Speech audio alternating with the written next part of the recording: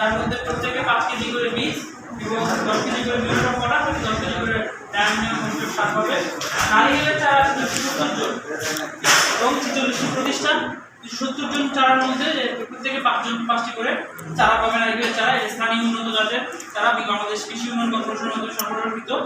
মরিচের আমাদের 10 গ্রাম করে মরিচের বীজ এবং 5 কেজি করে মিউরেট পটাশ, 5 কেজি করে ডায়ামিনাম ফসফেট এবং 100 গ্রাম একটা বায়োনাশকের প্যাকেট পাবেন, যেটা আমরা চেষ্টা করেছি ট্রাইকোডার্মা বা বায়োপেস্টিসাইড দেওয়ার জন্য।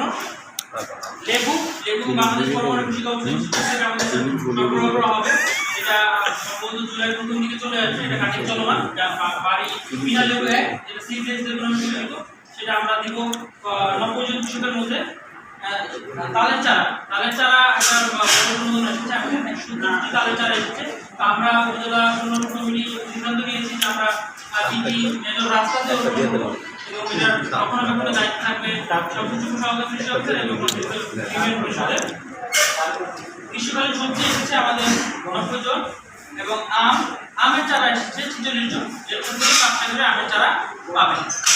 মোট আমাদের 2852 জন কৃষক উপকার প্রণোদনা পাবেন। এর মধ্যে একটা বড় প্রণোদনা আছে 830 জন, এটা শিক্ষা প্রতিষ্ঠানে। প্রত্যেক শিক্ষার্থী 4টি করে চারা পাবেন। সেখানে কাঁঠাল, জাম, লেবু এবং নিম, এই 4টি চারা একজন শিক্ষার্থী পাবেন এবং এটি সংশ্লিষ্ট বিতরণ আমরা উপজেলা কমিটি সংশ্লিষ্ট প্রতিষ্ঠানে দিয়ে দিব এবং আমাদের সংশ্লিষ্ট দপ্তর বা ওই প্রতিষ্ঠান প্রধান উনি বিতরণ করে আমাদের উপস্থিতি বিতরণ করবেন।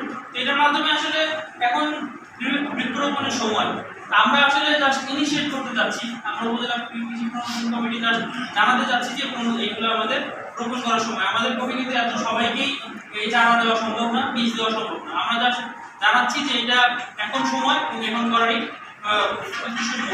এখন যেহেতু আজকে যদি নারিকেলের চারা আমরা বিতরণ করবো, কয়েকটা নারিকেলের চারা একটা আমাদের